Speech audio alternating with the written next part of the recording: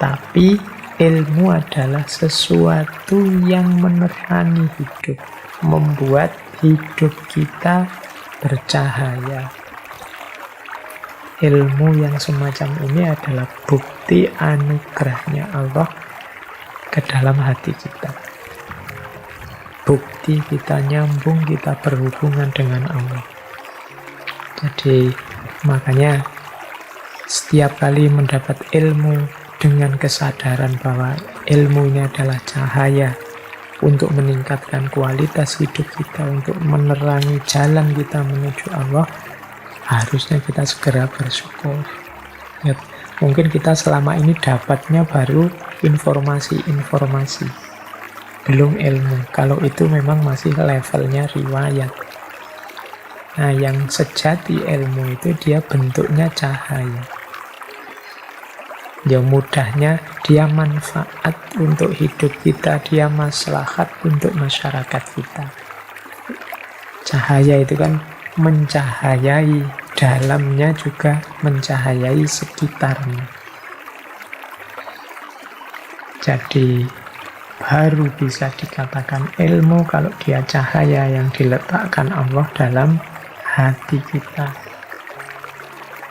Kalau masih level riwayat-riwayat, kalau isinya masih banyak riwayat, ya masih pengetahuan-pengetahuan informatif, masih hafalan-hafalan konsep. Ya kalau sekedar hafalan konsep, ya mungkin HP dan laptop dan Google itu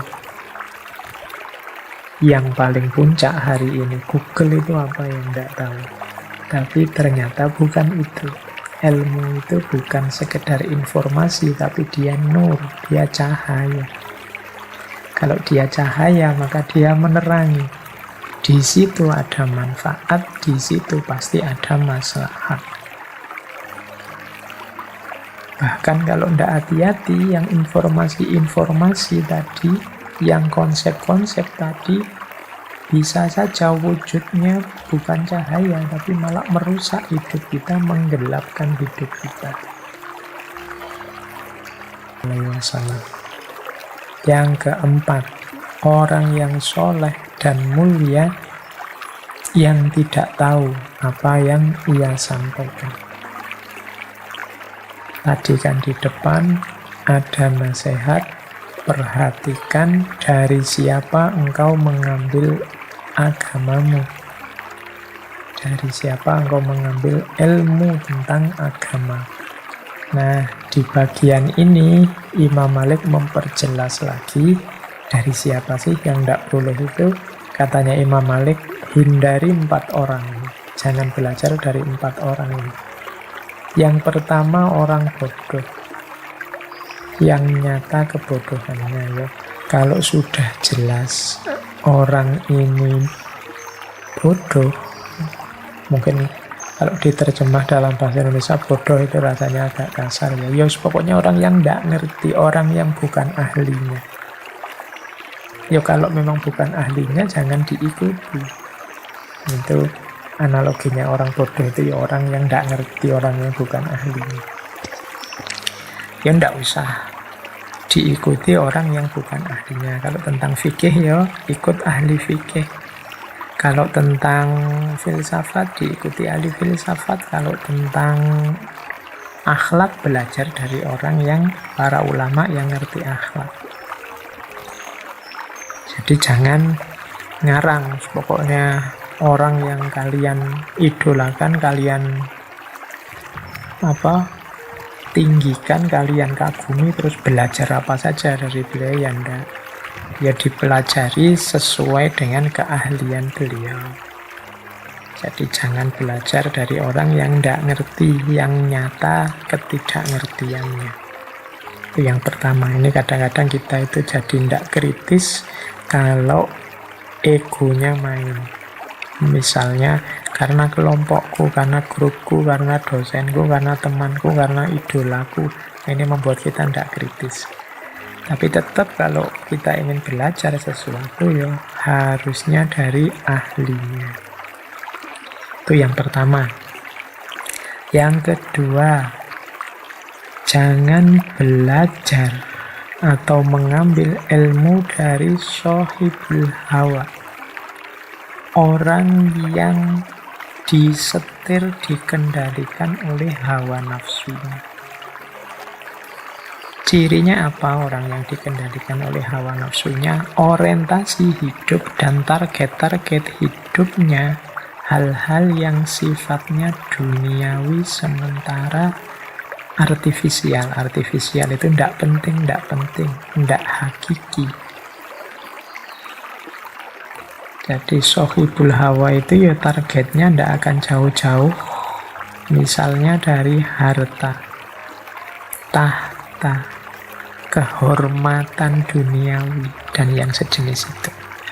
Pujian, kekaguman orang, itu ciri-ciri sohibul hawa.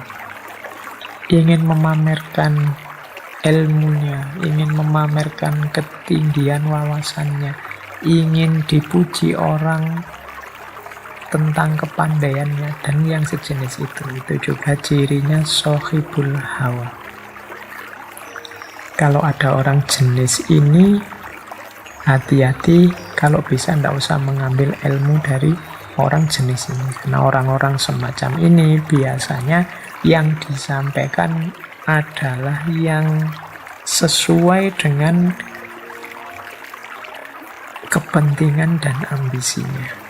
Kalau ada hal-hal yang tidak cocok dengan kepentingan dan ambisinya, dia loncati. Kadang yang jelek-jelek pun karena dia pintar, dia carikan dalilnya.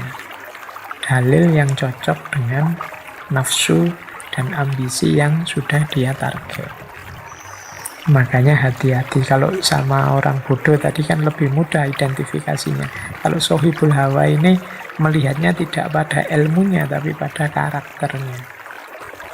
Yang diomongkan mungkin benar, mungkin ada dalilnya, tapi melihat betapa ambisiusnya dia, betapa dia diliputi oleh hasrat hawa nafsu, ingin enak sendiri, ingin sukses sendiri, egois. Nah, harus kita mundur sebentar, hati-hati.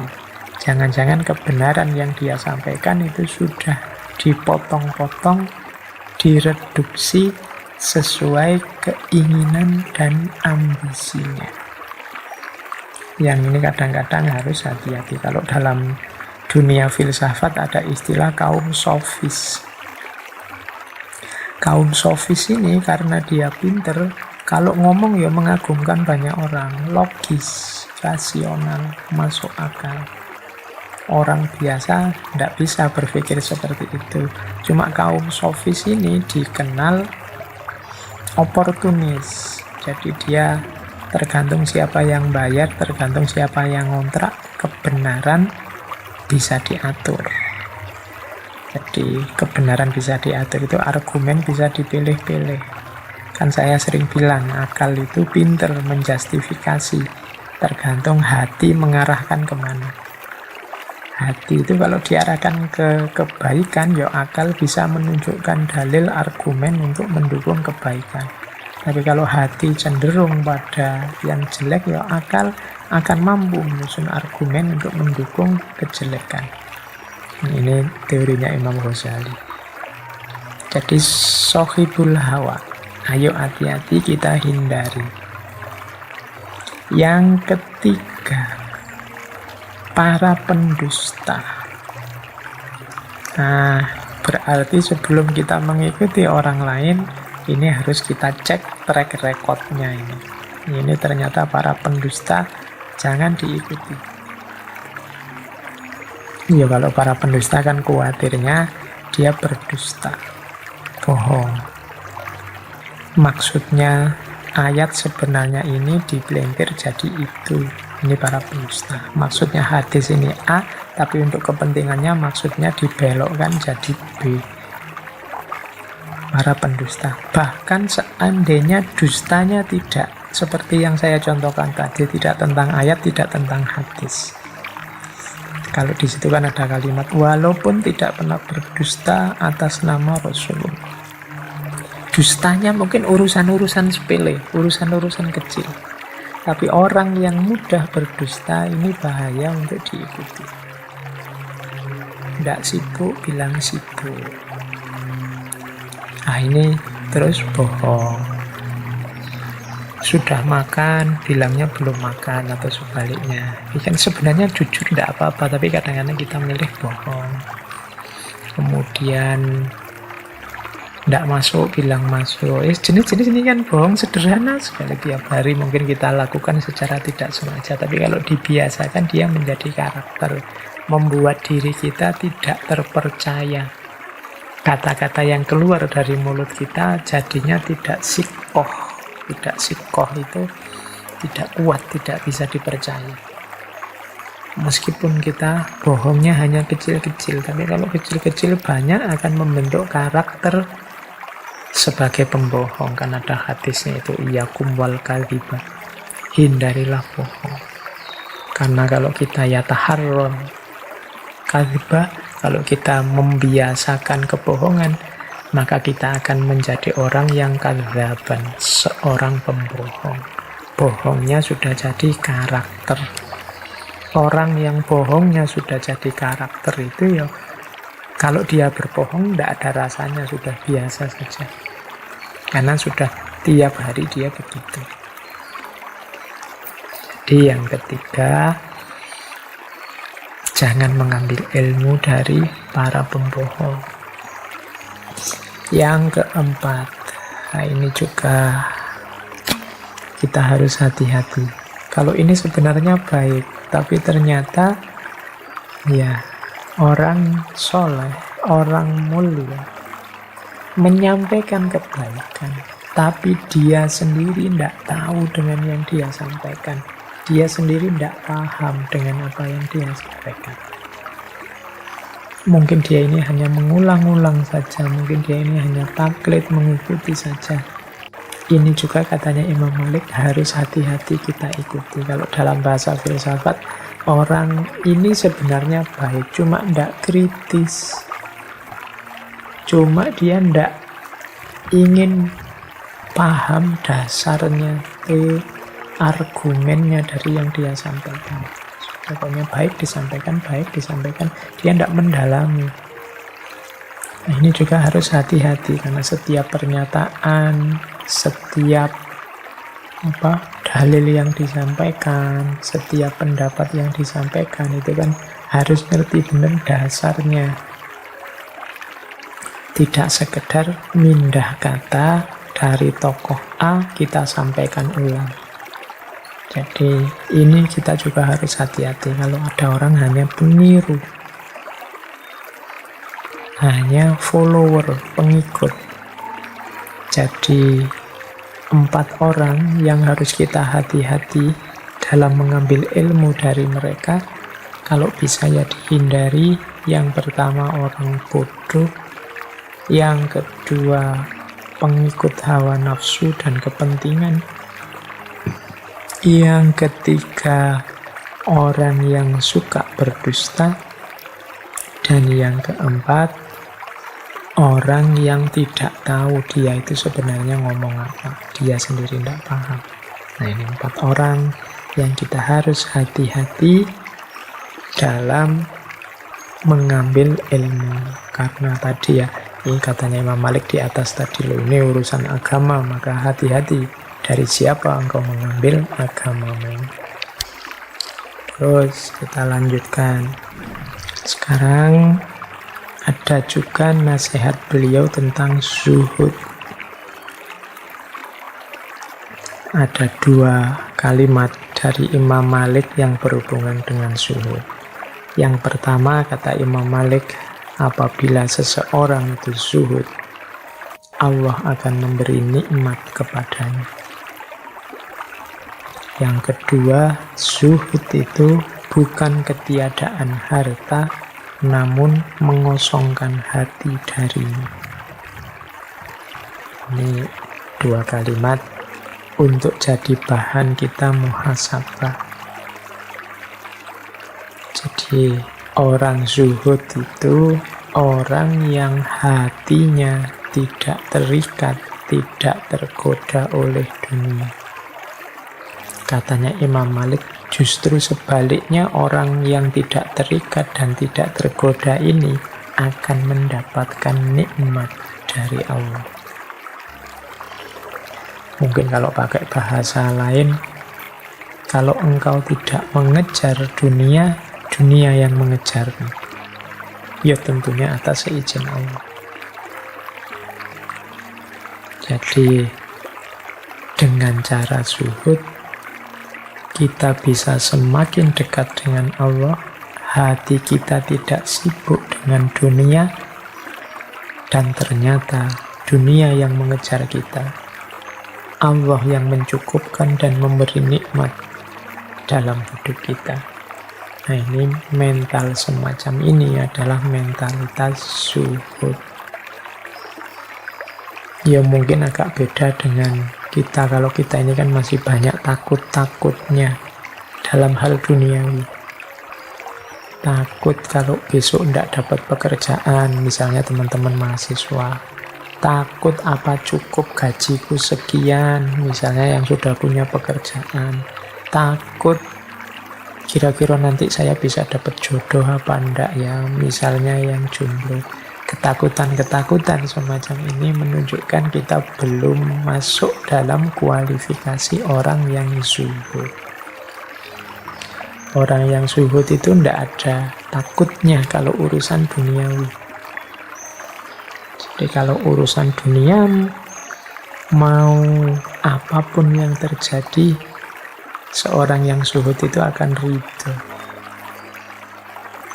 Tapi bukan berarti tidak mau bekerja, bukan berarti tidak mau kaya. Kalau mau kaya oke saja, bekerja ya dilakukan sepenuh hati sebagai tanggung jawab kemanusiaan dan tanggung jawab ketuhanan. Tapi hasilnya apa, buahnya seperti apa ya tidak jadi ukuran, tidak jadi hitungan. Satu-satunya ukuran dan hitungan hanya ridhonya Allah. Mental semacam ini namanya mental zuhud. Imam Malik itu imam yang kaya. Tadi saya ceritakan beliau ini suka menggunakan baju-baju yang mewah, tapi kekayaan tidak nempel di hatinya. Ada beberapa kisah ini saya bawa ya. Misalnya ini ada contoh. Ada ceritanya Imam Malik. Jadi Imam Malik ini punya tabiat kalau orang memberi hadiah, ya diterima. Tapi hadiah itu tidak membuatnya terikat, tidak membuatnya terpengaruh, bahkan kalau mungkin dikembalikan lagi. Jadi ada cerita suatu hari beliau ini oleh wali kota Madinah diberi hadiah kuda yang indahnya luar biasa, pelanannya mahal. Nah, kuda ini oleh beliau diikat di depan masjid. Wah, semua orang kagum, termasuk Imam Syafi'i. Imam Syafi'i melihat kuda itu, wah luar biasa ini guru. Kudanya tangkas sekali, kudanya hebat sekali. Imam Malik tiba-tiba saja bilang, bualak itu ya, sudah ambil saja. Padahal banyak orang kagum, banyak orang berdecak melihat kuda yang indah itu, tapi bagi Imam Malik itu bukan sesuatu yang nempel, bukan sesuatu yang harus dipertahankan mati-matian. Tidak kok Imam Syafi'i dicarikan kudanya yang lain yang tidak selevel itu, ya enggak ada orang suka langsung diberikan saja. Nah, itu menunjukkan dunianya enggak nempel. Loh, tapi kan pemberiannya masih diterima. Ya, pemberian diterima itu kan kemungkinan dalam rangka membahagiakan orang yang memberi. Jangan lupa, kebahagiaan itu tidak cuma saat diberi, tapi kebahagiaan lebih besar itu kebahagiaan memberi. Maka memberi kesempatan orang untuk bahagia dengan berbagi itu bagi saya juga termasuk kebaikan. Jadi kadang-kadang kan banyak kita yang melihat para ulama itu loh, pekerjaannya apa sih? Kemudian kita vonis mereka, wah mereka itu cuma nunggu sangunya dari orang-orang yang sowan, orang-orang yang datang. Insya Allah para ulama itu mentalnya seperti Imam Malik ini. Pemberian akan selalu diterima dengan pertimbangan bahwa orang memberi itu punya kebahagiaannya sendiri. Orang memberi itu ada kepuasannya sendiri. Plus pemberian itu tidak akan nempel, tidak akan melekat ke mereka. Kalau saat itu juga ada orang butuh, pasti pemberian tadi akan diberikan pada yang butuh. Sebagaimana Imam Syafi'i begitu lihat kendaraan yang luar biasa, ya langsung sama Imam Malik, ya sudah kalau kamu suka buahlah, ambil saja, kuda itu buatmu. Nah ini contoh sikap yang tidak terikat oleh dunia. Ini yang disebut mental zuhud. Kaya raya tapi batinnya adalah batin yang zuhud. Ada cerita lagi. Suatu ketika Imam Malik ini dikirimi uang 1000 dinar oleh Khalifah Al-Hadi. Nah Imam Malik sudah curiga ini, karena yang memberi Khalifah mesti ada pamrihnya. Nah dalam kasus seperti ini, oleh Imam Malik, uang ini disimpan baik-baik, tidak disentuh sedikit pun. Suatu ketika Khalifah datang ke Madinah. Setelah menunaikan ibadah haji, mengunjungi Imam Malik. Nah, sambil datang ini membawa salam tempel kalau sekarang namanya ya. Uang yang diamplopi itu 1000 dinar lagi. Kemudian beliau merayu Imam Malik untuk pindah ke Baghdad, diberi jabatan yang tinggi. Nah, oleh Imam Malik,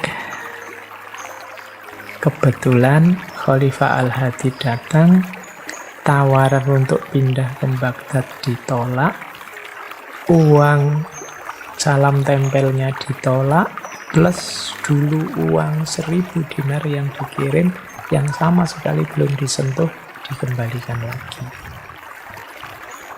Nah ini salah satu contoh ya, mengakses langsung Al-Quran dan Sunnah ya kadang tidak paham, atau bahkan yang lebih bahaya lagi salah paham.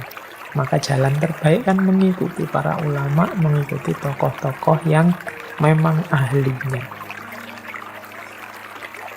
Nah oleh karena itu, perhatikan dari siapa engkau mengambil agamamu. Orang yang akan kamu ikuti, yang akan kau jadikan kiblat, itu cermati benar. Jangan sampai keliru dari segala aspeknya.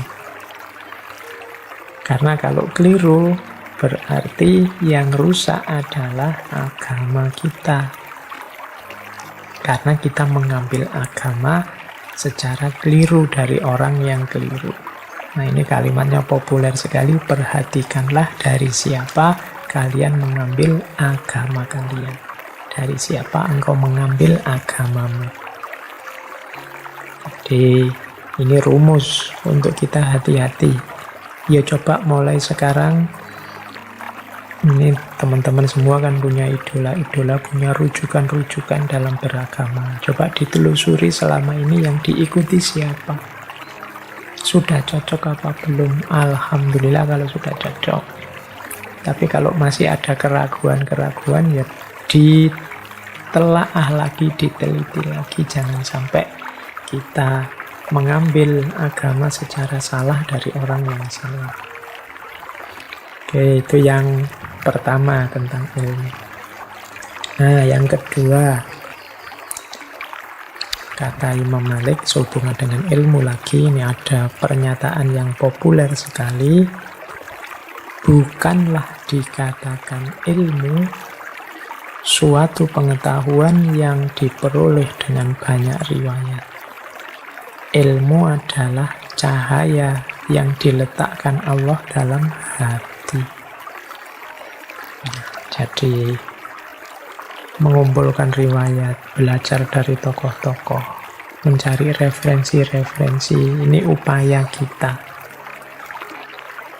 Yang upaya ini tidak jaminan berbuah.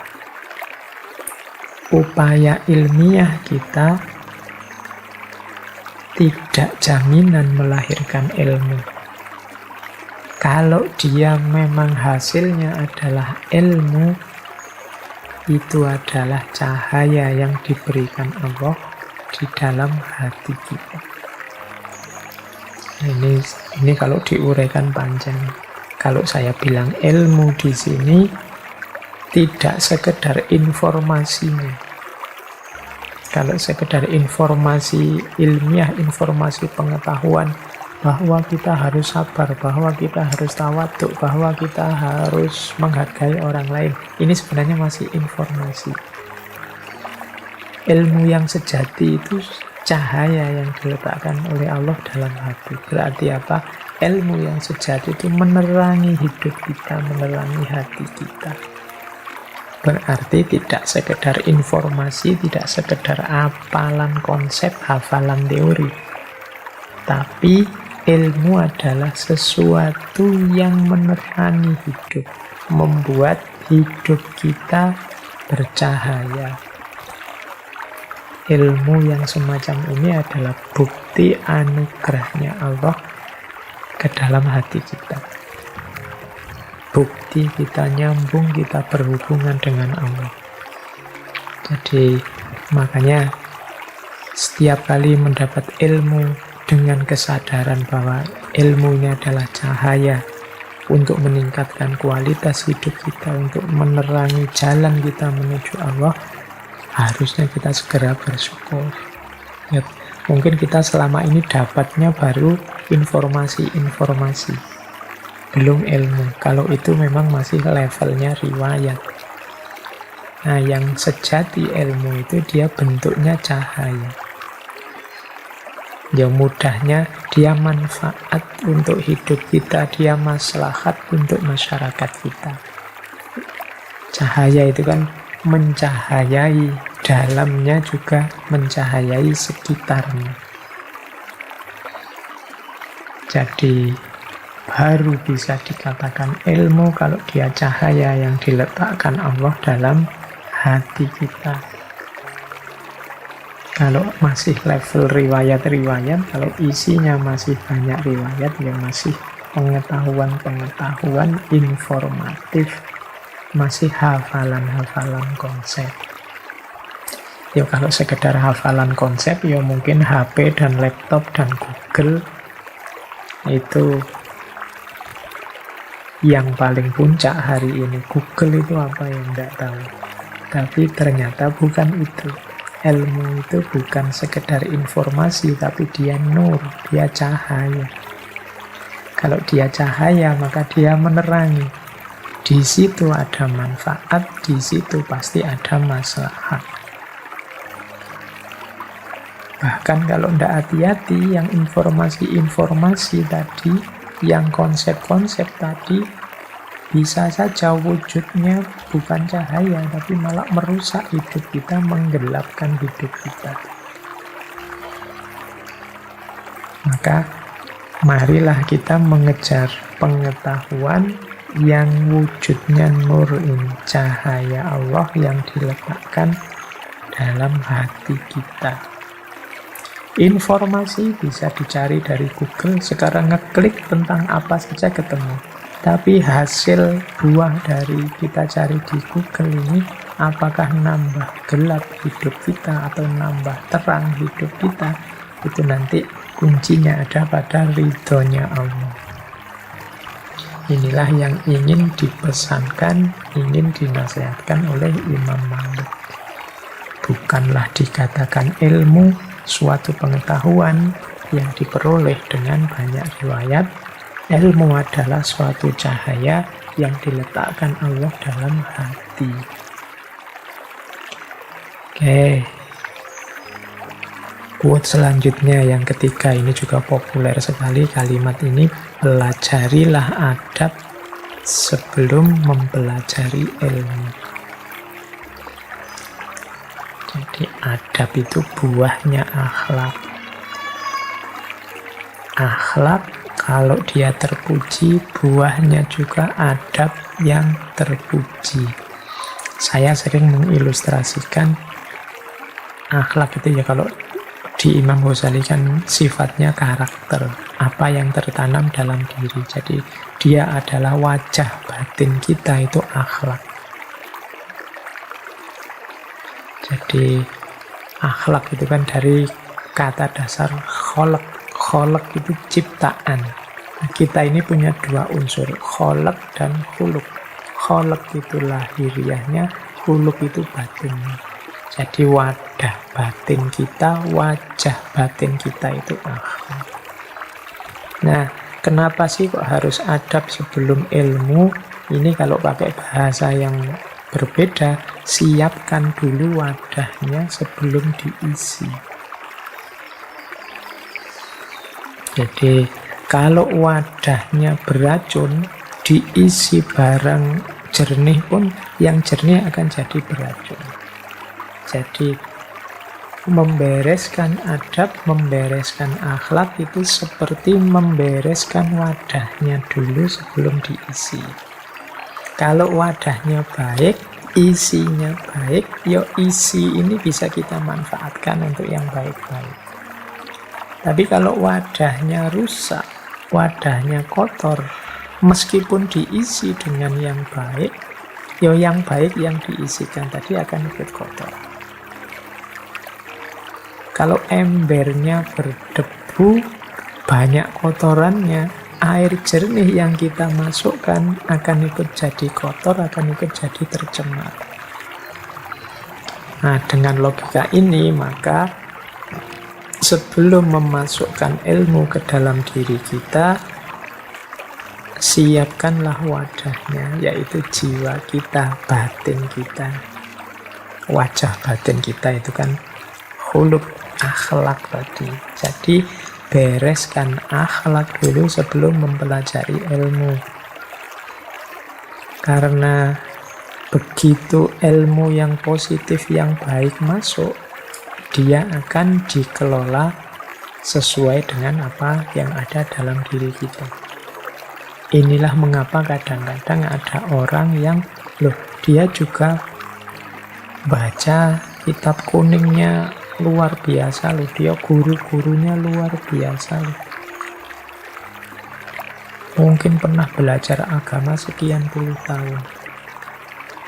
Tapi sekarang kok gayanya begitu ya, kok keluarnya begitu ya, kok rasanya keras ya, kasar ya, kok rasanya isinya kok menyakitkan hati terus ya kalau dia ngomong dan sebagainya. Itu mungkin tidak salah gurunya, tidak salah kitabnya, tidak salah lembaga tempat dia menimba ilmu, mungkin wadahnya belum disiapkan dulu. Sehingga yang baik-baik yang masuk jadinya rusak. Itu kalau teman-teman mengulang dulu rekamannya ketika kita belajar Bidayatul Hidayahnya Imam Ghazali. Jadi ini termasuk yang yazdad ilman walam yazdad hudan. Banyak orang yang ilmunya nambah, tapi hidupnya tidak semakin dapat hidayah, tidak semakin baik. Ilmu yang hadir dalam dirinya jadi alat untuk kerusakan-kerusakan, kemudorotan yang dia lakukan. Ilmunya jadi justifikasi terhadap yang tidak baik, yang kotor yang dia lakukan. Karena ilmu yang baik ini ternyata masuk ke wadah yang kotor. Biar wadahnya baik, ya dibereskan dulu akhlaknya, dibereskan dulu adabnya. Jadi pelajarilah adab sebelum mempelajari ilmu. Kadang-kadang kita kan di ngaji filsafat ini dapat banyak sekali wawasan. Itu wawasan sebanyak itu kalau wadahnya tidak bagus, ilmu yang bagus-bagus itu kita peralat untuk kepentingan kita yang tidak mesti bagus. Karena ternyata wadah kita belum terlalu bersih. Oke, Semoga bisa ditangkap yang saya sampaikan ini. Jadi ini tidak semata-mata pelajaran akhlak, tapi juga akhlak yang berhubungan dengan ilmu. Semacam menyiapkan tempatnya untuk kehadiran ilmu yang itu terpuji. Terus ada lagi quote yang ini juga populer dari Imam Malik. Tidak sepantasnya seorang yang berilmu membicarakan satu pengetahuan pada orang yang tidak menaatinya. Karena itu adalah penghinaan kepada kemuliaan ilmu. Nah, ini mungkin sindiran pada kita ya. Kita ini kan sering cerewet. Baru ngerti sedikit saja semua orang ingin kita ceramahi, ingin kita beritahu. Tidak masalah sih dari sisi semangat kita untuk menyebarkan kebaikan, tapi hati-hati. Dilihat juga konteksnya, dilihat juga audiennya, dilihat juga jenis forumnya. Karena kalau kita tidak hati-hati, jangan-jangan kita sudah niat baik, menyampaikan hal-hal yang baik, tapi tanggapannya justru sebaliknya. Tidak hanya menghina kita, tapi menghina kemuliaan ilmu yang kita sampaikan. Nah, berarti maksudnya apa? Kita turut andil, wong kita tadi yang menyebarkan, kita tadi yang menyampaikan. Kita turut andil sehingga ada orang menghina ilmu. Ada orang merendahkan ilmu atau kebaikan yang kita sampaikan. Maka kalau ingin menyampaikan sesuatu, dilihat siapa orang ini, dalam situasi apa, kira-kira ada kemungkinan nggak dia mau mendengar. Kalau memang hasilnya negatif, enggak. Kalau saya ngomong ke orang ini dengan isi yang seperti ini, pasti nanti dia bantah, bahkan mungkin menjelek-jelekan yang baik yang saya sampaikan, merendahkan ilmu yang mulia yang saya sampaikan. Ya nanti dulu saja, kalau situasinya mungkin tidak usah saya sampaikan sekarang. Kita harus punya kearifan semacam ini. Karena kadang-kadang kita itu semangat dakwahnya luar biasa, tapi strategi dan retorikanya nol. Niatnya menebar ilmu, menebar kebaikan, tapi hasilnya justru konflik dan permusuhan. Ya sebagian karena andil kita juga tidak membaca situasi, tidak melihat kondisi. Ya harus pinter membaca situasi biar niatnya baik, caranya baik, hasilnya juga baik. Kalau hasilnya kontraproduktif kan akhirnya kita juga turut andil dalam kejelekan yang lahir. Misalnya kita ngomong sesuatu yang luhur, tapi terus orang salah paham, menjelek-jelekkan sesuatu yang luhur, dia malah jadinya antipati dengan keluhuran kebaikan itu. Akhirnya kita turut andil dalam semakin tersesatnya dia. Maka hati-hati, makanya orang dakwah itu ya butuh retorika, butuh strategi yang baik, biar hasilnya juga baik. Oke, ini nasihat dari Imam Malik.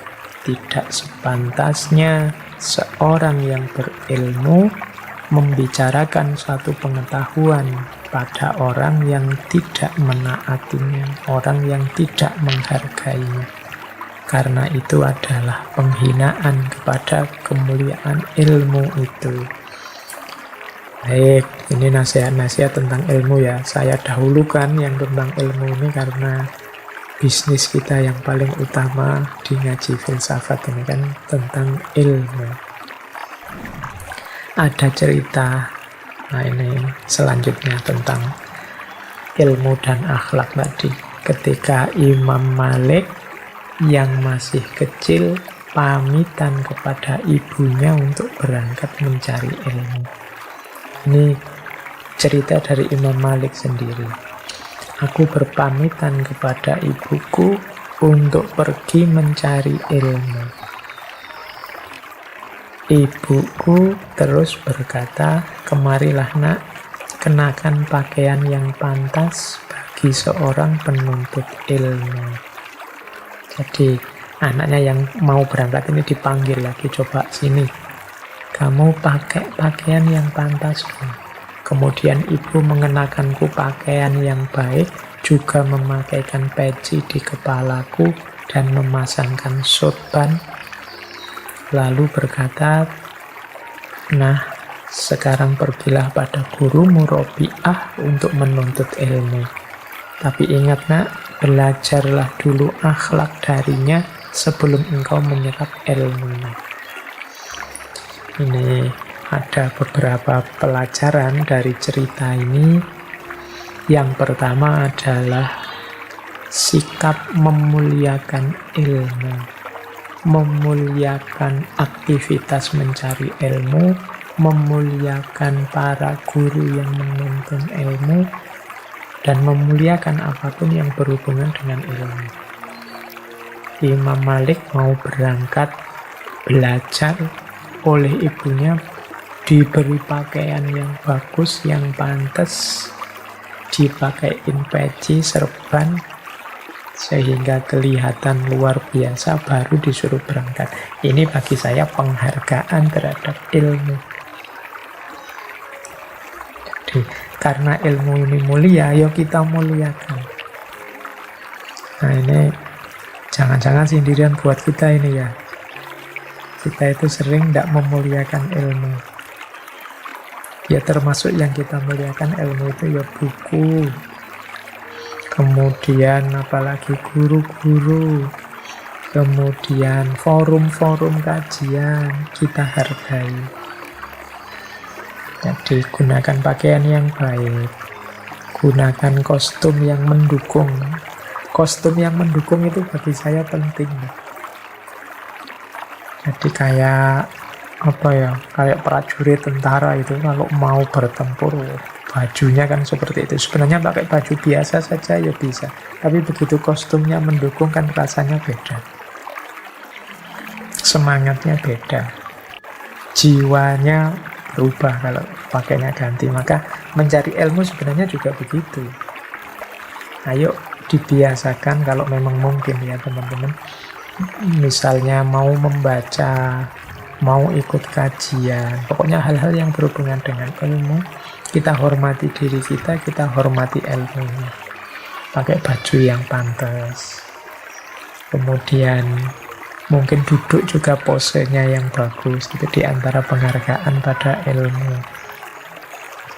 Jadi insya Allah nanti ada pengaruh terhadap jiwa. Jadi ada pengaruh, mungkin semangatnya jadi berbeda, mungkin gairahnya semakin meningkat untuk belajar dan lain sebagainya. Tapi kalau kita sambil iseng saja ya mungkin hasilnya tidak sebesar kalau kita serius. Membaca buku kalau serius misalnya kita pakai baju. Kalau Imam Malik itu terbiasa pakai baju-baju yang dalam tanda petik sukanya pakai baju yang mewah. Oleh Allah dalam hati. Berarti apa? Ilmu yang sejati itu menerangi hidup kita, menerangi hati kita. Berarti tidak sekedar informasi, tidak sekedar hafalan konsep, hafalan teori. Tapi ilmu adalah sesuatu yang menerangi hidup, membuat hidup kita bercahaya. Ilmu yang semacam ini adalah bukti anugerahnya Allah ke dalam hati kita. Bukti kita nyambung, kita berhubungan dengan Allah. Jadi makanya setiap kali mendapat ilmu dengan kesadaran bahwa ilmunya adalah cahaya untuk meningkatkan kualitas hidup kita, untuk menerangi jalan kita menuju Allah, harusnya kita segera bersyukur. Ya, mungkin kita selama ini dapatnya baru informasi-informasi, belum ilmu. Kalau itu memang masih levelnya riwayat. Nah, yang sejati ilmu itu dia bentuknya cahaya. Ya mudahnya dia manfaat untuk hidup kita, dia maslahat untuk masyarakat kita.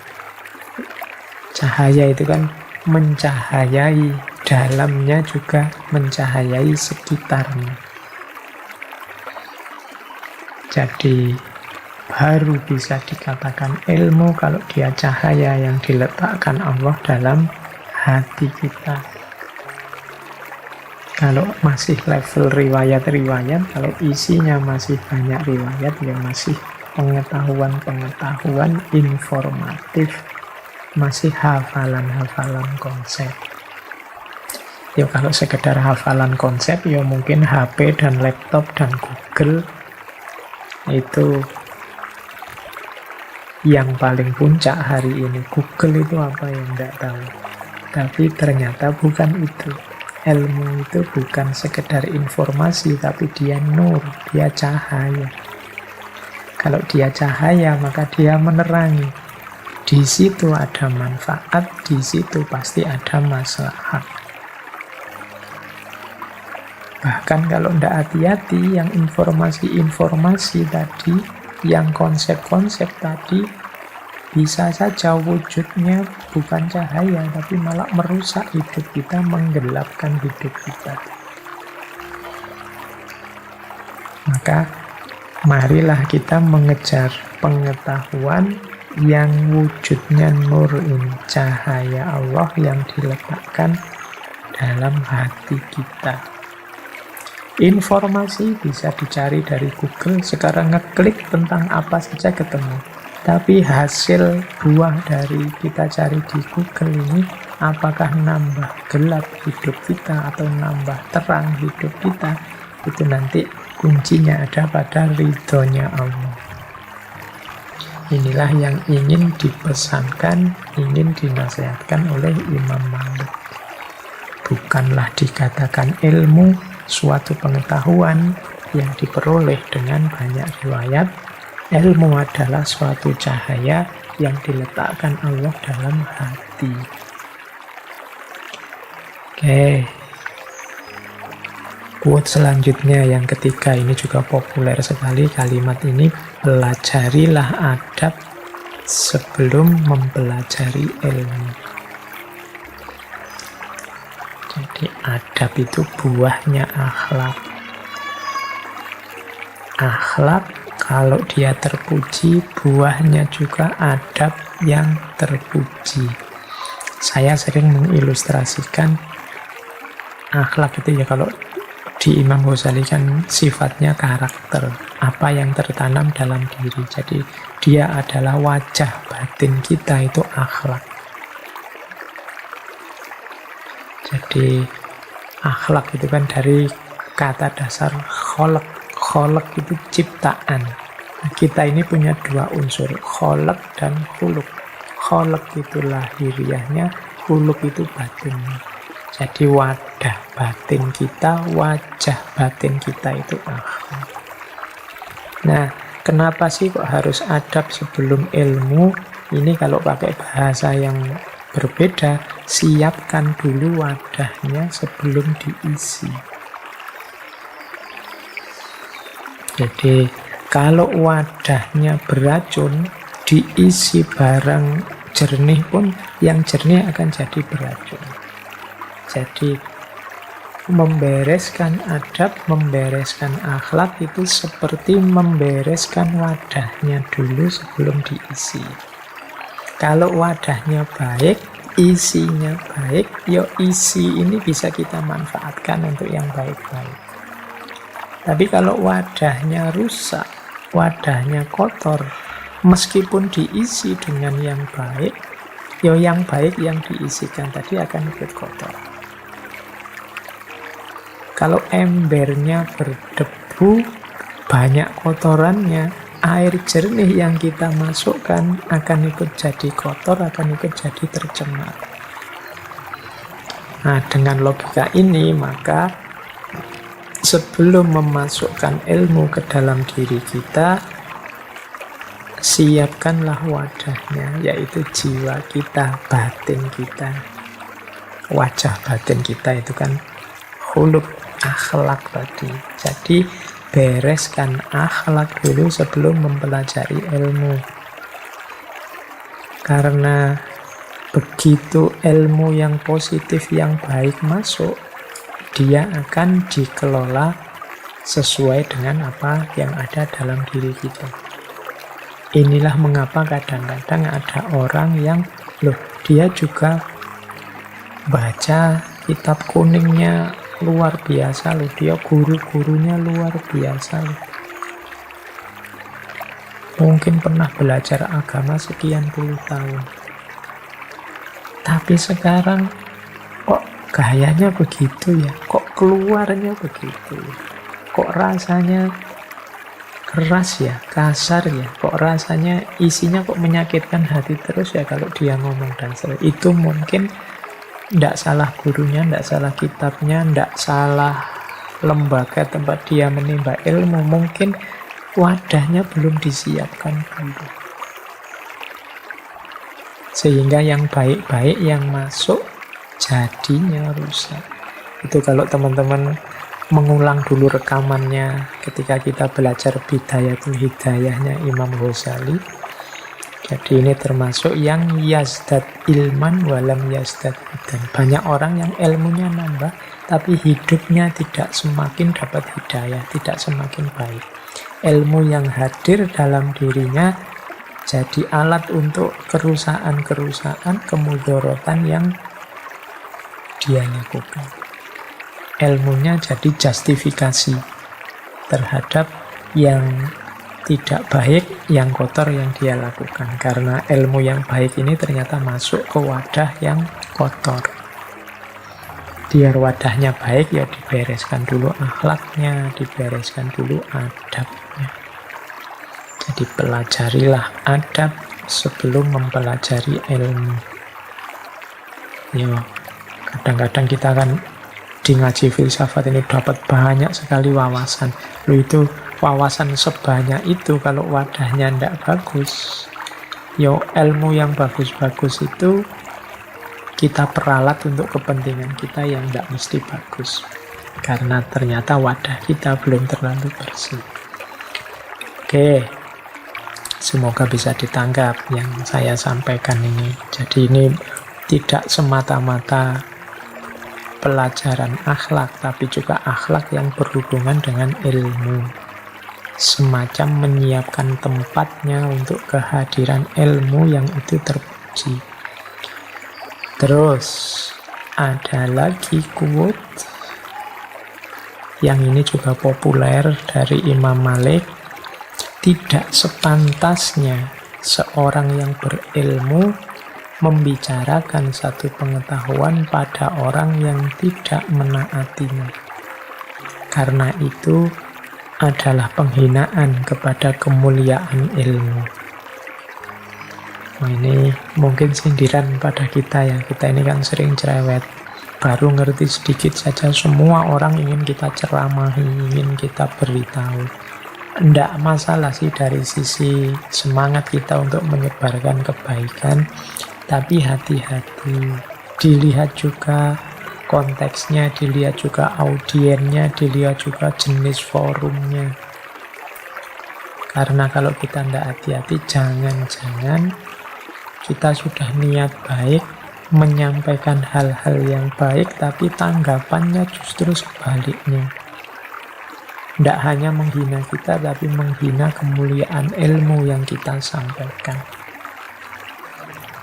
Nah, berarti maksudnya apa? Kita turut andil, wong kita tadi yang menyebarkan, kita tadi yang menyampaikan. Kita turut andil sehingga ada orang menghina ilmu.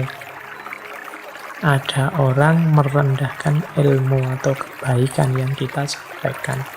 Maka kalau ingin menyampaikan sesuatu, dilihat siapa orang ini, dalam situasi apa, kira-kira ada kemungkinan nggak dia mau mendengar. Kalau memang hasilnya negatif, enggak. Kalau saya ngomong ke orang ini dengan isi yang seperti ini, pasti nanti dia membantah, bahkan mungkin menjelek-jelekan yang baik yang saya sampaikan, merendahkan ilmu yang mulia yang saya sampaikan. Ya nanti dulu saja, kalau situasinya mungkin tidak usah saya sampaikan sekarang. Kita harus punya kearifan semacam ini. Karena kadang-kadang kita itu semangat dakwahnya luar biasa, tapi strategi dan retorikanya nol.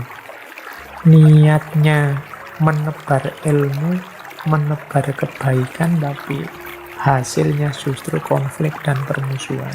Ya sebagian karena andil kita juga tidak membaca situasi, tidak melihat kondisi.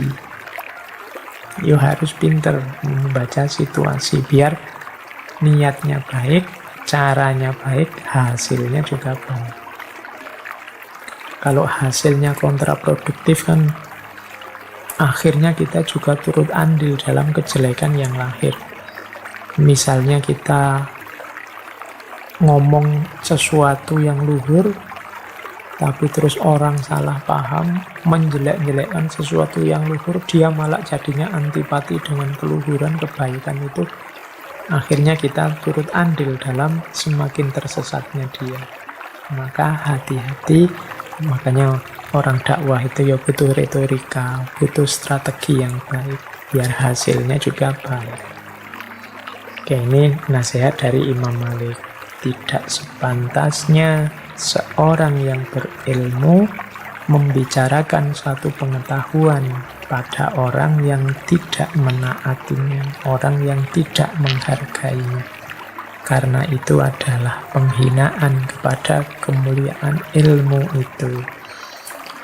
Baik, ini nasihat-nasihat tentang ilmu ya. Saya dahulukan yang tentang ilmu ini karena bisnis kita yang paling utama di ngaji filsafat ini kan tentang ilmu.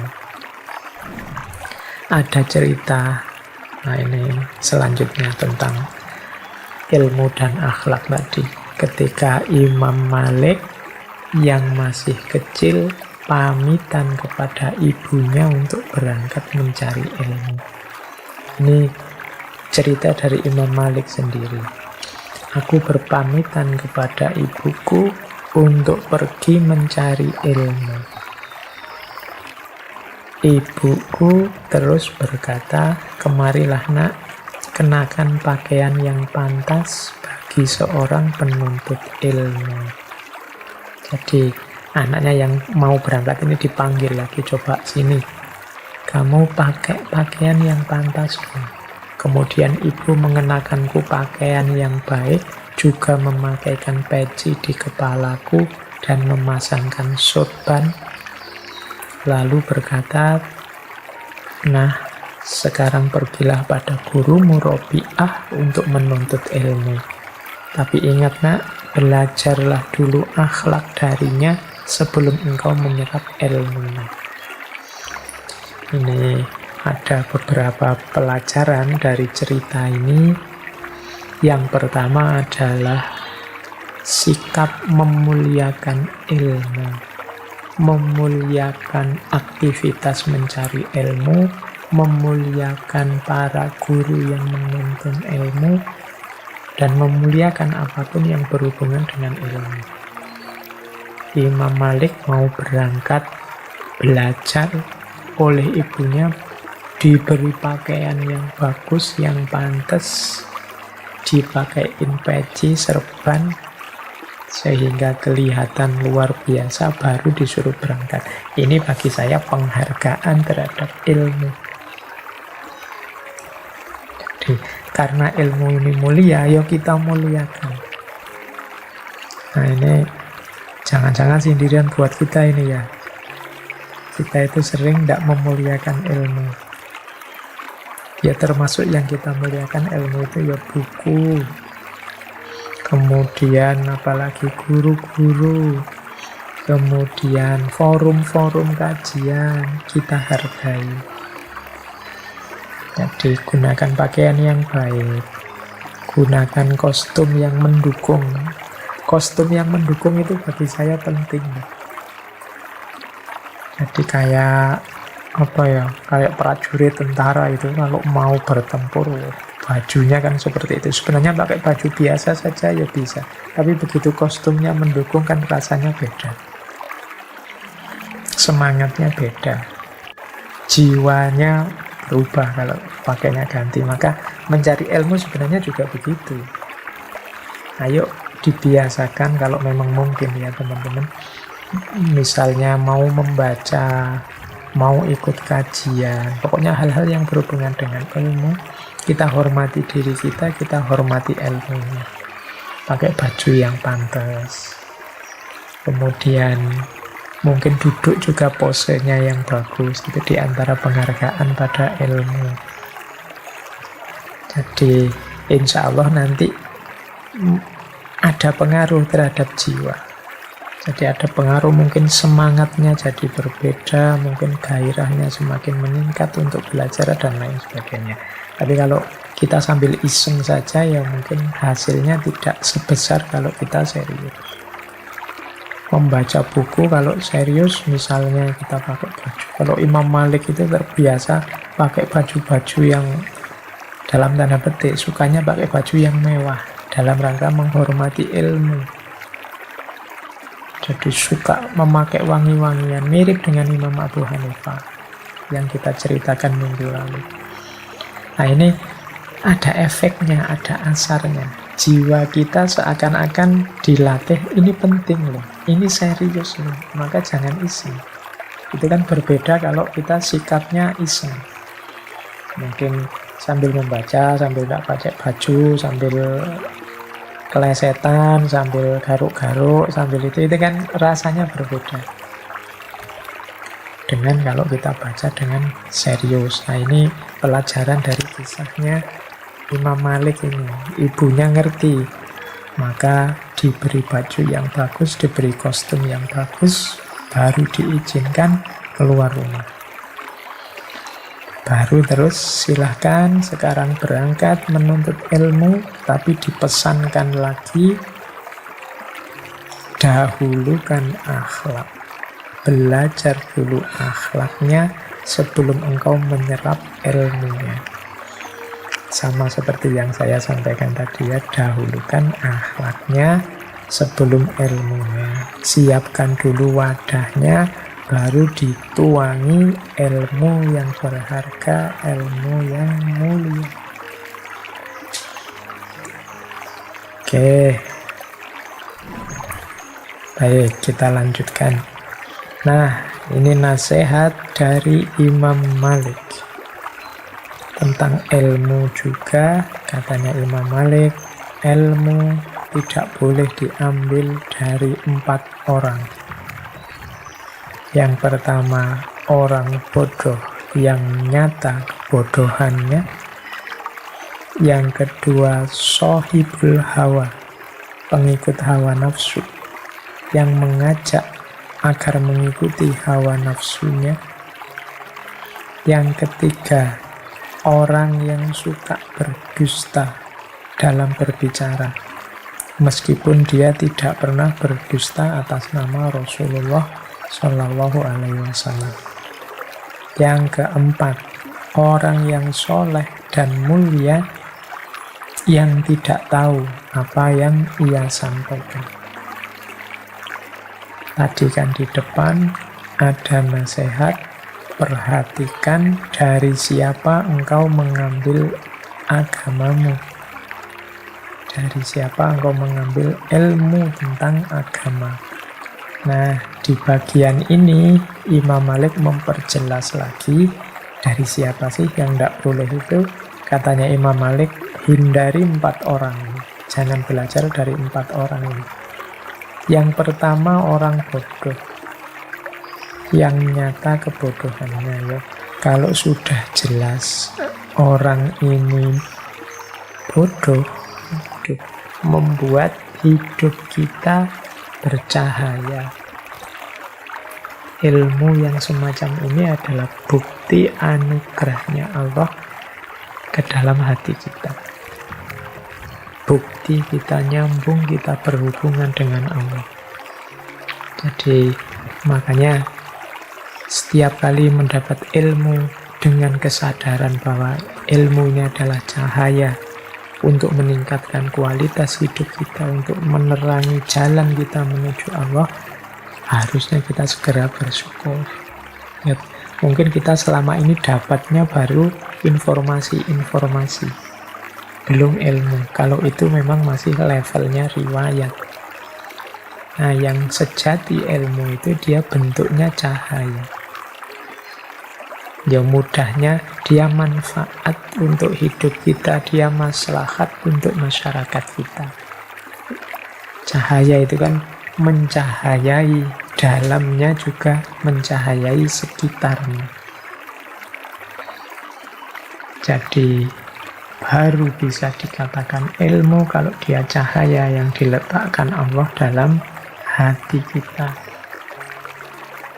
Kalau masih level riwayat-riwayat, kalau isinya masih banyak riwayat, ya masih pengetahuan-pengetahuan informatif, masih hafalan-hafalan konsep.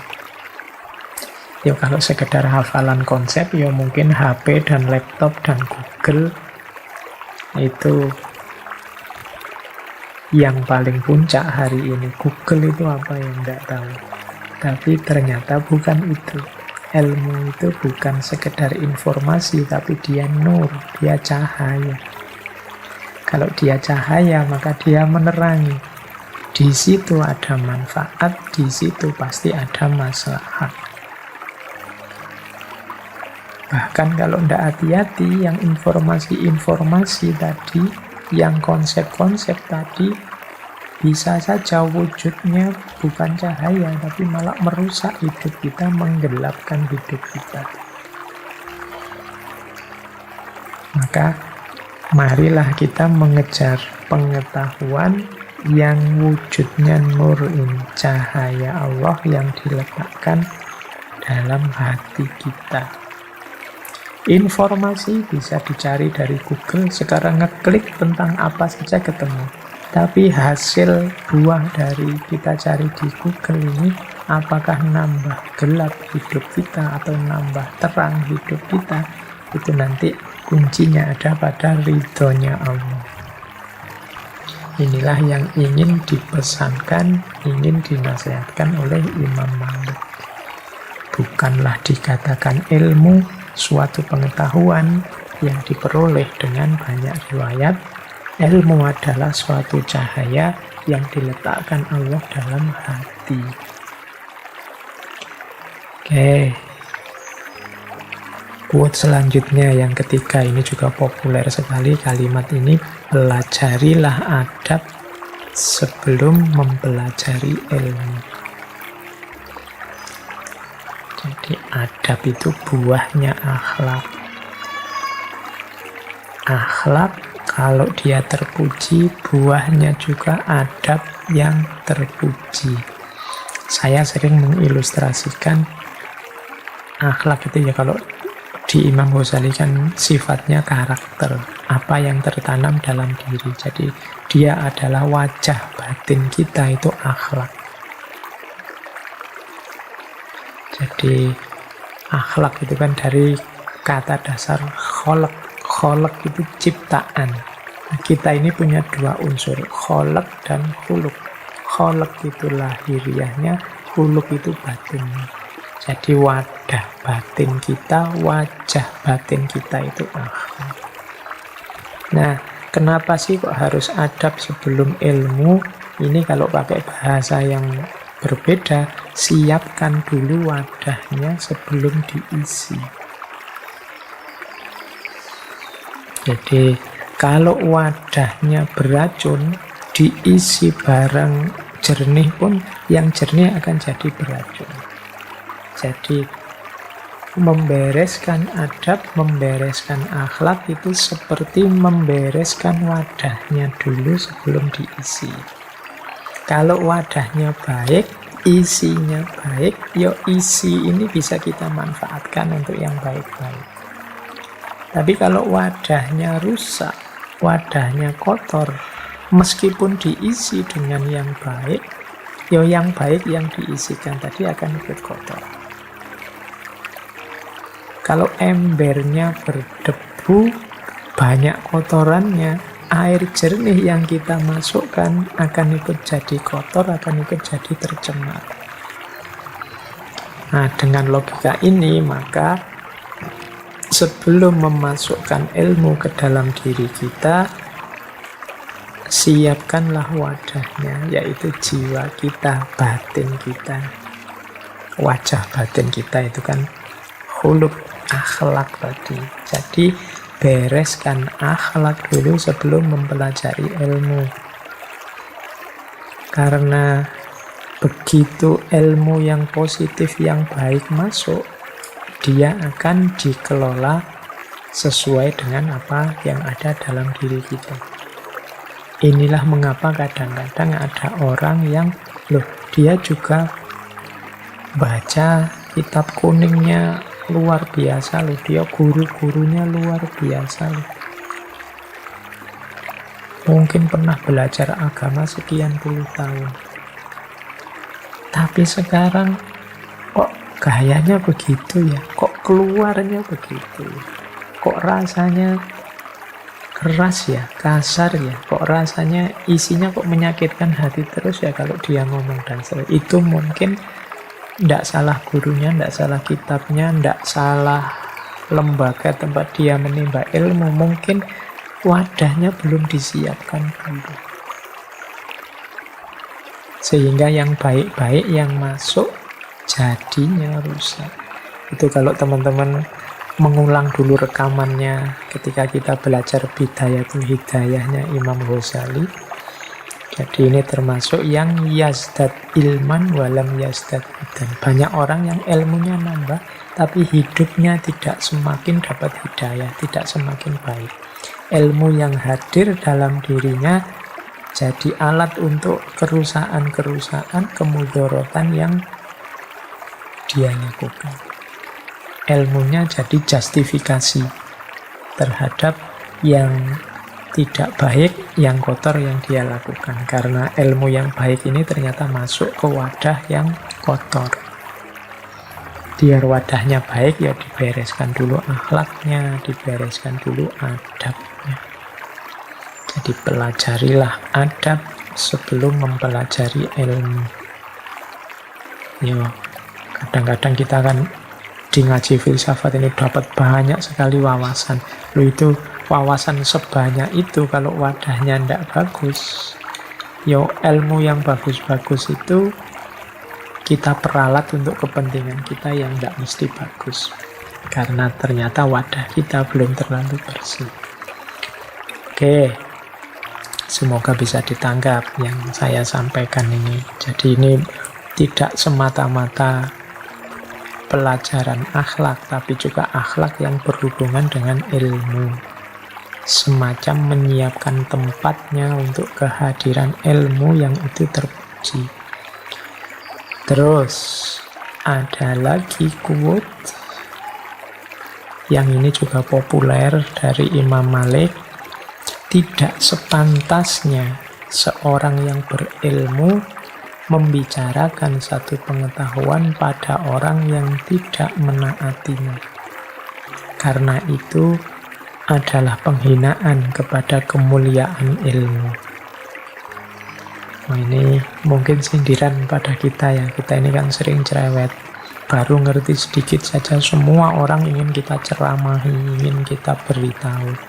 Tidak masalah sih dari sisi semangat kita untuk menyebarkan kebaikan. Tapi hati-hati. Dilihat juga konteksnya, dilihat juga audiennya, dilihat juga jenis forumnya.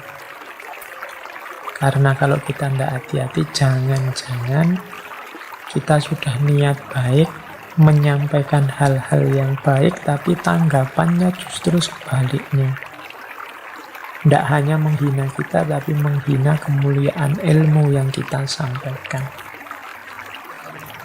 Nah, berarti maksudnya apa? Kita turut andil, wong kita tadi yang menyebarkan, kita tadi yang menyampaikan. Kita turut andil sehingga ada orang menghina ilmu. Ada orang merendahkan ilmu atau kebaikan yang kita sampaikan. Maka kalau ingin menyampaikan sesuatu, dilihat siapa orang ini, dalam situasi apa, kira-kira ada kemungkinan nggak dia mau mendengar. Kalau memang hasilnya negatif, enggak. Kalau saya ngomong ke orang ini dengan isi yang seperti ini, pasti nanti dia bantah, bahkan mungkin menjelek-jelekan yang baik yang saya sampaikan, merendahkan ilmu yang mulia yang saya sampaikan. Ya nanti dulu saja, kalau situasinya mungkin tidak usah saya sampaikan sekarang. Kita harus punya kearifan semacam ini. Karena kadang-kadang kita itu semangat dakwahnya luar biasa, tapi strategi dan retorikanya nol. Niatnya menebar ilmu, menebar kebaikan, tapi hasilnya justru konflik dan permusuhan. Ya sebagian karena andil kita juga tidak membaca situasi, tidak melihat kondisi. Ya harus pinter membaca situasi biar niatnya baik, caranya baik, hasilnya juga baik. Kalau hasilnya kontraproduktif kan akhirnya kita juga turut andil dalam kejelekan yang lahir. Misalnya kita ngomong sesuatu yang luhur, tapi terus orang salah paham, menjelek-jelekkan sesuatu yang luhur, dia malah jadinya antipati dengan keluhuran kebaikan itu. Akhirnya kita turut andil dalam semakin tersesatnya dia. Maka hati-hati, makanya orang dakwah itu ya butuh retorika, butuh strategi yang baik, biar hasilnya juga baik. Oke, ini nasihat dari Imam Malik. Tidak sepantasnya seorang yang berilmu membicarakan suatu pengetahuan pada orang yang tidak menaatinya, orang yang tidak menghargainya. Karena itu adalah penghinaan kepada kemuliaan ilmu itu. Baik, ini nasihat-nasihat tentang ilmu ya. Saya dahulukan yang tentang ilmu ini karena bisnis kita yang paling utama di ngaji filsafat ini kan tentang ilmu.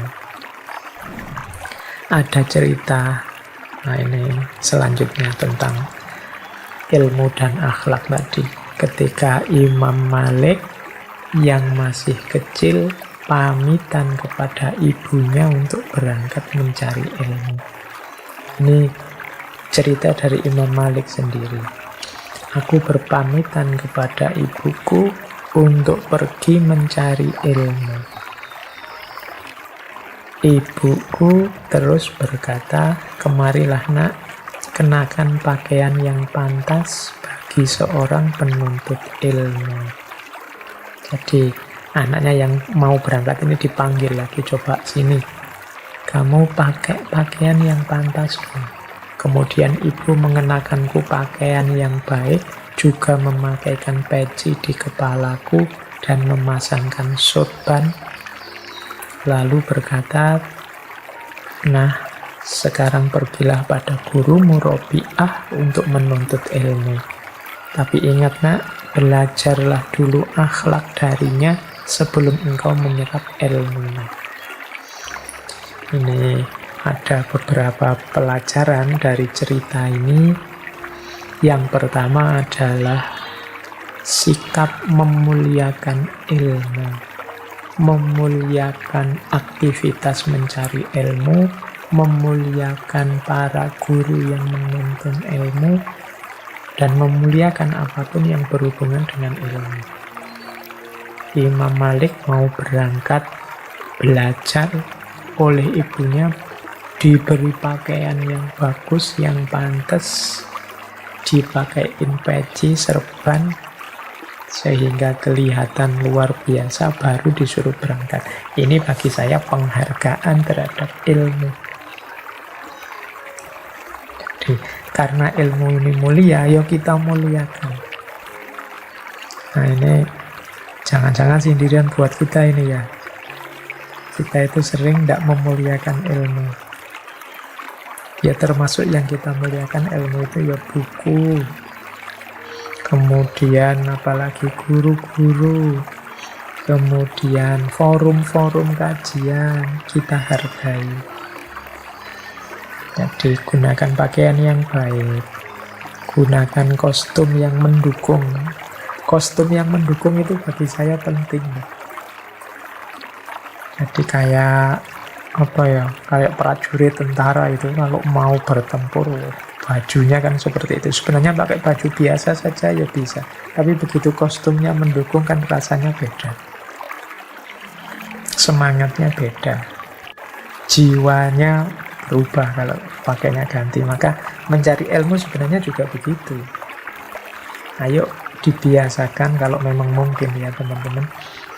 Misalnya mau membaca mau ikut kajian, pokoknya hal-hal yang berhubungan dengan ilmu, kita hormati diri kita hormati ilmunya. Pakai baju yang pantas. Kemudian mungkin duduk juga posenya yang bagus. Itu di antara penghargaan pada ilmu. Jadi insya Allah nanti ada pengaruh terhadap jiwa. Jadi ada pengaruh, mungkin semangatnya jadi berbeda, mungkin gairahnya semakin meningkat untuk belajar dan lain sebagainya. Tapi kalau kita sambil iseng saja, ya mungkin hasilnya tidak sebesar kalau kita serius. Membaca buku kalau serius, misalnya kita pakai baju. Kalau Imam Malik itu terbiasa pakai baju-baju yang dalam tanda petik, sukanya pakai baju yang mewah dalam rangka menghormati ilmu. Jadi suka memakai wangi-wangian, mirip dengan Imam Abu Hanifah yang kita ceritakan minggu lalu. Nah ini ada efeknya, ada asarnya. Jiwa kita seakan-akan dilatih, ini penting loh, ini serius loh, maka jangan iseng. Itu kan berbeda kalau kita sikapnya iseng. Mungkin sambil membaca, sambil tak pakai baju, sambil kelesetan, sambil garuk-garuk, sambil itu kan rasanya berbeda dengan kalau kita baca dengan serius. Nah ini pelajaran dari kisahnya Imam Malik ini. Ibunya ngerti, maka diberi baju yang bagus, diberi kostum yang bagus, baru diizinkan keluar rumah. Baru terus silahkan sekarang berangkat menuntut ilmu, tapi dipesankan lagi dahulukan akhlak. Belajar dulu akhlaknya sebelum engkau menyerap ilmunya. Sama seperti yang saya sampaikan tadi ya, dahulukan akhlaknya sebelum ilmunya. Siapkan dulu wadahnya, baru dituangi ilmu yang berharga, ilmu yang mulia. Oke. Baik, kita lanjutkan. Nah, ini nasihat dari Imam Malik. Tentang ilmu juga, katanya Imam Malik, ilmu tidak boleh diambil dari 4 orang. Yang pertama, orang bodoh yang nyata kebodohannya. Yang kedua, sohibul hawa, pengikut hawa nafsu, yang mengajak agar mengikuti hawa nafsunya. Yang ketiga, orang yang suka berdusta dalam berbicara, meskipun dia tidak pernah berdusta atas nama Rasulullah Shallallahu Alaihi Wasallam. Yang keempat, orang yang soleh dan mulia yang tidak tahu apa yang ia sampaikan. Tadi kan di depan ada nasihat, perhatikan dari siapa engkau mengambil agamamu. Dari siapa engkau mengambil ilmu tentang agama. Nah, di bagian ini Imam Malik memperjelas lagi dari siapa sih yang tidak boleh itu. Katanya Imam Malik, hindari 4 orang ini. Jangan belajar dari 4 orang ini. Yang pertama, orang bodoh yang nyata kebodohannya ya. Kalau sudah jelas orang ini bodoh, mungkin kalau diterjemah dalam bahasa Indonesia bodoh itu rasanya agak kasar ya. Pokoknya orang yang tidak ngerti, orang yang bukan ahlinya. Kalau memang bukan ahlinya jangan diikuti. Itu analoginya orang bodoh itu orang yang tidak ngerti, orang yang bukan ahlinya. Tidak usah diikuti orang yang bukan ahlinya. Kalau tentang fikih ikut ahli fikih. Kalau tentang, kadang-kadang kita kan di ngaji filsafat ini dapat banyak sekali wawasan. Itu wawasan sebanyak itu kalau wadahnya tidak bagus, ilmu yang bagus-bagus itu kita peralat untuk kepentingan kita yang tidak mesti bagus. Karena ternyata wadah kita belum terlalu bersih. Oke, Semoga bisa ditangkap yang saya sampaikan ini. Jadi ini tidak semata-mata pelajaran akhlak, tapi juga akhlak yang berhubungan dengan ilmu.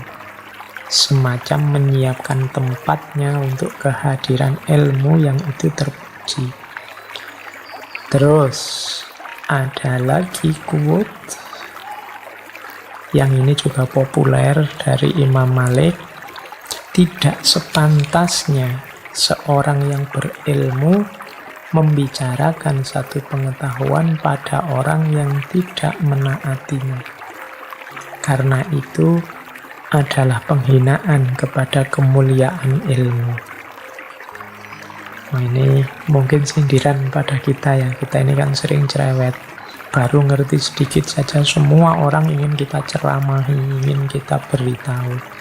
Tidak masalah sih dari sisi semangat kita untuk menyebarkan kebaikan, tapi hati-hati. Dilihat juga konteksnya, dilihat juga audiennya, dilihat juga jenis forumnya.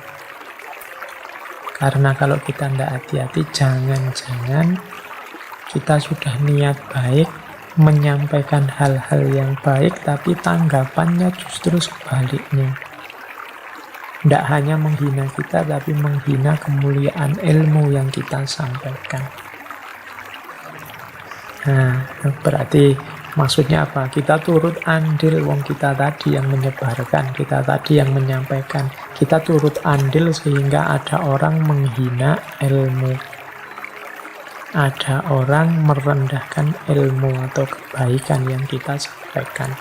Maka kalau ingin menyampaikan sesuatu, dilihat siapa orang ini, dalam situasi apa, kira-kira ada kemungkinan nggak dia mau mendengar. Kalau memang hasilnya negatif, enggak.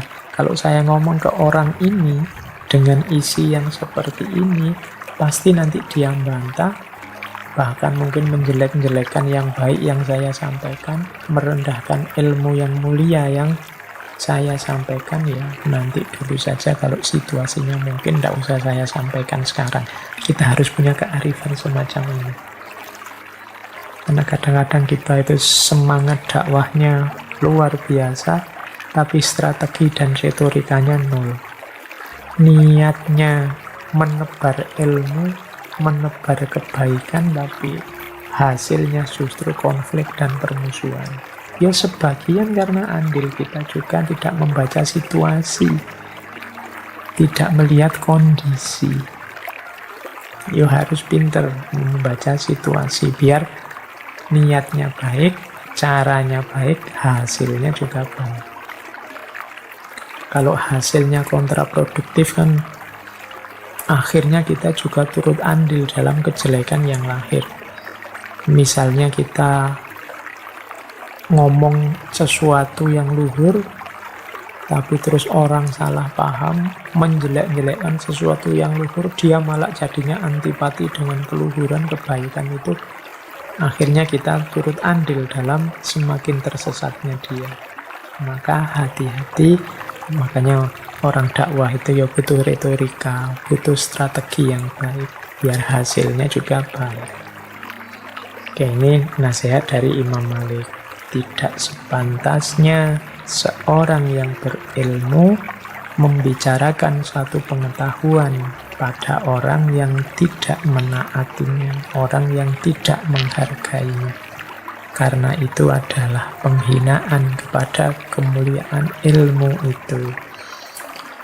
Baik, ini nasihat-nasihat tentang ilmu ya. Saya dahulukan yang tentang ilmu ini karena bisnis kita yang paling utama di ngaji filsafat ini kan tentang ilmu.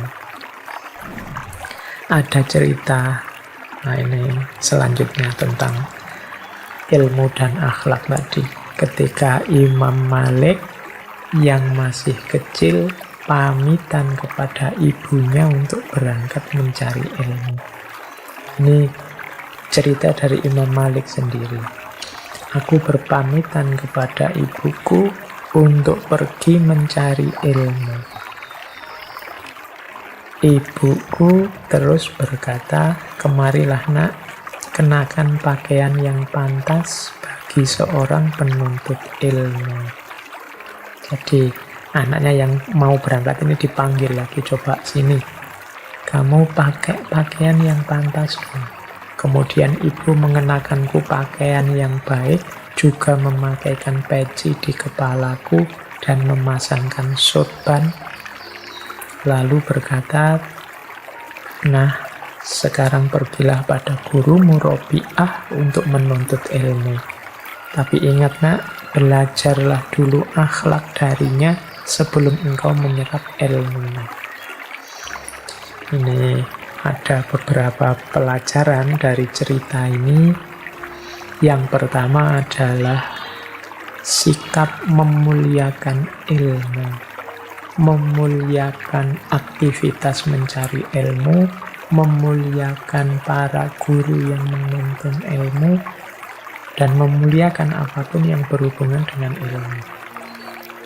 Imam Malik mau berangkat belajar, oleh ibunya diberi pakaian yang bagus, yang pantas, dipakaiin peci, serban, sehingga kelihatan luar biasa, baru disuruh berangkat.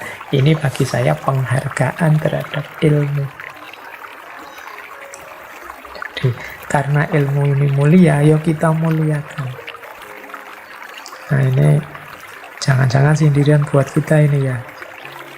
Kita itu sering tidak memuliakan ilmu. Ya termasuk yang kita muliakan ilmu itu ya buku. Kemudian apalagi guru-guru. Kemudian forum-forum kajian kita hargai. Jadi gunakan pakaian yang baik. Gunakan kostum yang mendukung. Kostum yang mendukung itu bagi saya penting. Jadi kayak kayak prajurit tentara itu kalau mau bertempur, bajunya kan seperti itu. Sebenarnya pakai baju biasa saja ya bisa, tapi begitu kostumnya mendukung kan rasanya beda, semangatnya beda, jiwanya berubah kalau pakainya ganti. Maka mencari ilmu sebenarnya juga begitu. Ayo dibiasakan kalau memang mungkin ya teman-teman. Misalnya mau membaca, mau ikut kajian, pokoknya hal-hal yang berhubungan dengan ilmu, kita hormati diri kita hormati ilmunya. Pakai baju yang pantas. Kemudian mungkin duduk juga posenya yang bagus. Itu diantara penghargaan pada ilmu. Jadi insya Allah nanti ada pengaruh terhadap jiwa. Jadi ada pengaruh, mungkin semangatnya jadi berbeda, mungkin gairahnya semakin meningkat untuk belajar dan lain sebagainya. Tapi kalau kita sambil iseng saja ya mungkin hasilnya tidak sebesar kalau kita serius. Membaca buku kalau serius misalnya kita pakai baju. Kalau Imam Malik itu terbiasa pakai baju-baju yang dalam tanda petik sukanya pakai baju yang mewah dalam rangka menghormati ilmu.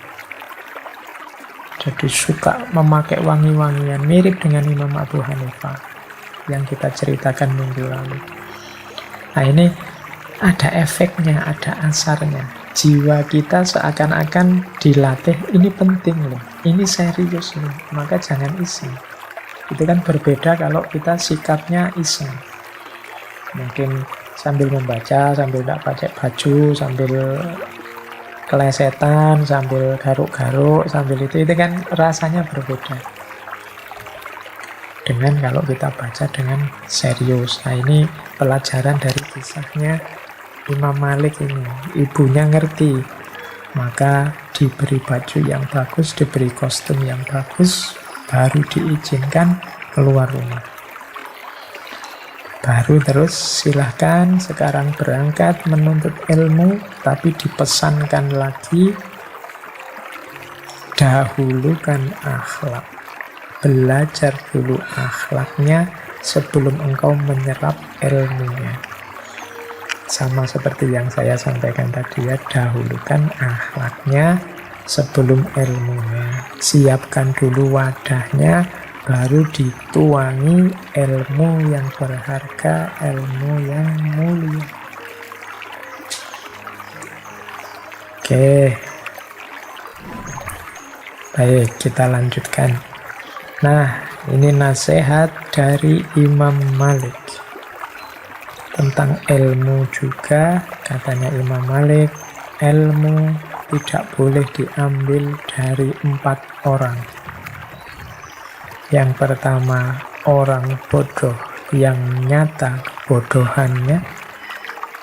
Yang kedua, sohibul hawa, pengikut hawa nafsu, yang mengajak agar mengikuti hawa nafsunya.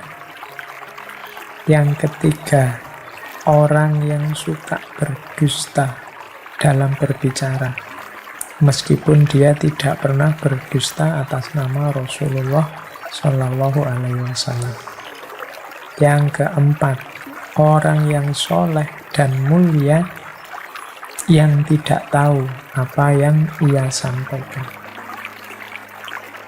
Tadi kan di depan ada nasihat, perhatikan dari siapa engkau mengambil agamamu. Dari siapa engkau mengambil ilmu tentang agama. Nah, di bagian ini Imam Malik memperjelas lagi dari siapa sih yang tidak boleh itu. Katanya Imam Malik, hindari 4 orang ini. Jangan belajar dari 4 orang ini. Yang pertama, orang bodoh yang nyata kebodohannya ya. Kalau sudah jelas orang ini bodoh, mungkin kalau diterjemah dalam bahasa Indonesia bodoh itu rasanya agak kasar ya. Yos, pokoknya orang yang tidak ngerti, orang yang bukan ahlinya. Ya kalau memang bukan ahlinya jangan diikuti. Itu analoginya orang bodoh itu ya orang yang tidak ngerti, orang yang bukan ahlinya. Ya tidak usah diikuti orang yang bukan ahlinya. Kalau tentang fikih ya ikut ahli fikih. Kalau tentang filsafat diikuti ahli filsafat. Kalau tentang akhlak belajar dari orang yang para ulama yang ngerti akhlak. Jadi jangan ngarang, pokoknya orang yang kalian idolakan, kalian tinggikan, kalian kagumi, terus belajar apa saja dari beliau, ya enggak. Ya dipelajari sesuai dengan keahlian beliau.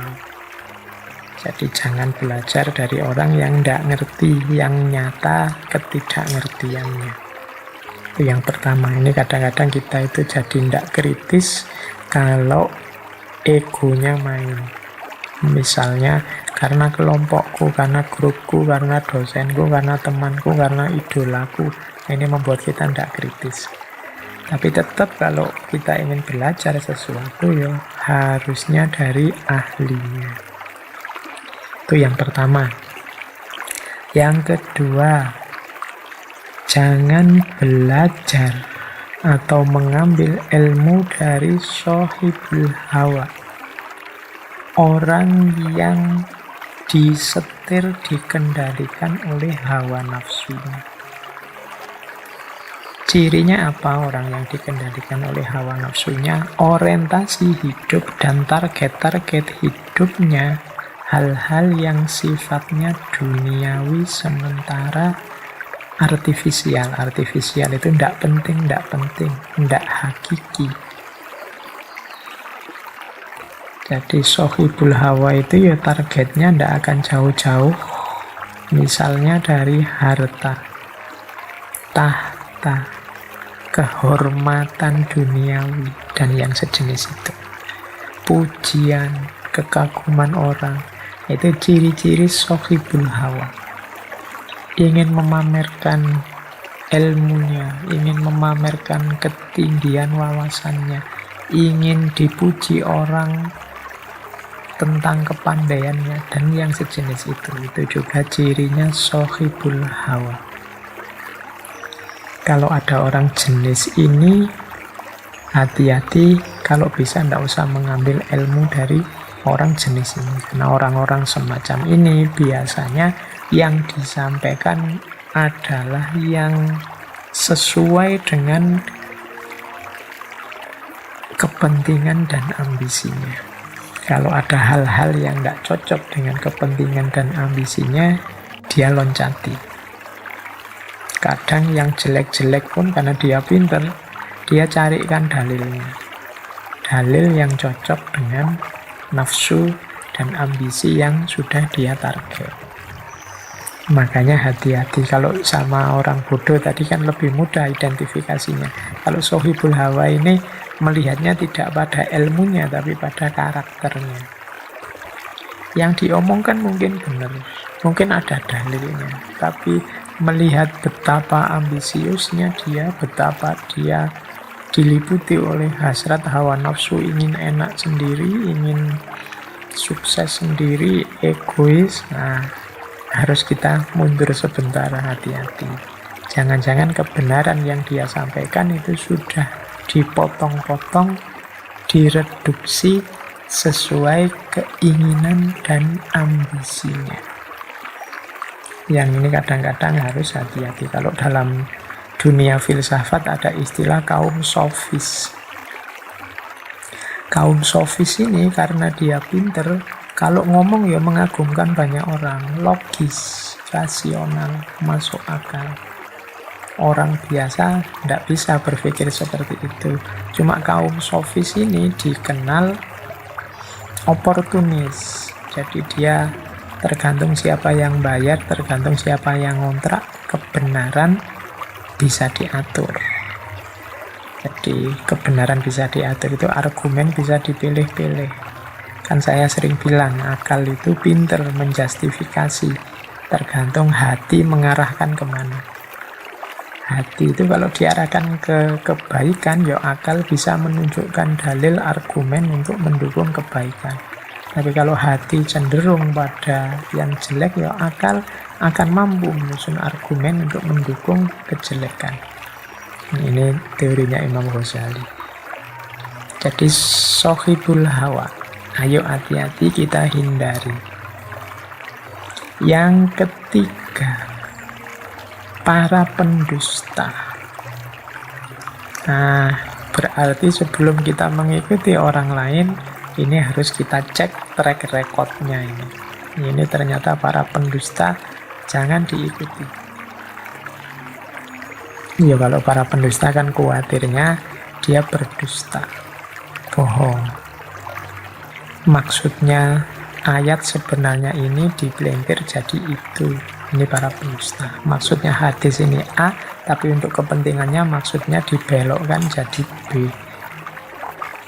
Para pendusta. Bahkan seandainya dustanya tidak seperti yang saya contohkan tadi, tidak tentang ayat, tidak tentang hadis. Kalau di situ kan ada kalimat walaupun tidak pernah berdusta atas nama Rasulullah. Dustanya mungkin urusan-urusan sepele, urusan-urusan kecil. Tapi orang yang mudah berdusta ini bahaya untuk diikuti.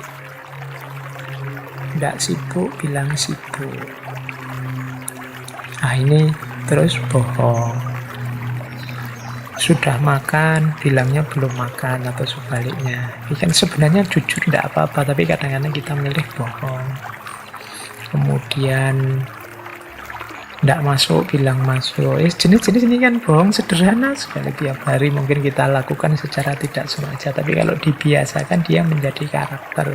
Membuat diri kita tidak terpercaya. Kata-kata yang keluar dari mulut kita jadinya tidak sikoh. Tidak sikoh itu tidak kuat, tidak bisa dipercaya. Meskipun kita bohongnya hanya kecil-kecil. Tapi kalau kecil-kecil banyak akan membentuk karakter sebagai pembohong. Kan ada hadisnya itu iyyakum wal kadhiba, hindarilah bohong. Karena kalau kita yataharron kadhiba, kalau kita membiasakan kebohongan, maka kita akan menjadi orang yang kadzaban, seorang pembohong. Bohongnya sudah jadi karakter. Orang yang bohongnya sudah jadi karakter itu ya, kalau dia berbohong tidak ada rasanya, sudah biasa saja. Karena sudah tiap hari dia begitu. Jadi yang ketiga, jangan mengambil ilmu dari para pembohong. Yang keempat, nah ini juga kita harus hati-hati. Kalau ini sebenarnya baik, tapi ternyata menyusun argumen untuk mendukung kejelekan. Ini teorinya Imam Ghazali. Jadi sohibul hawa, ayo hati-hati kita hindari. Yang ketiga, para pendusta. Nah, berarti sebelum kita mengikuti orang lain, ini harus kita cek track recordnya ini. Ini ternyata para pendusta, jangan diikuti. Ya kalau para pendusta kan khawatirnya dia berdusta, bohong. Maksudnya ayat sebenarnya ini dipelintir jadi itu. Ini para pendusta. Maksudnya hadis ini A, tapi untuk kepentingannya maksudnya dibelokkan jadi B. Para pendusta. Bahkan seandainya dustanya tidak seperti yang saya contohkan tadi, tidak tentang ayat, tidak tentang hadis.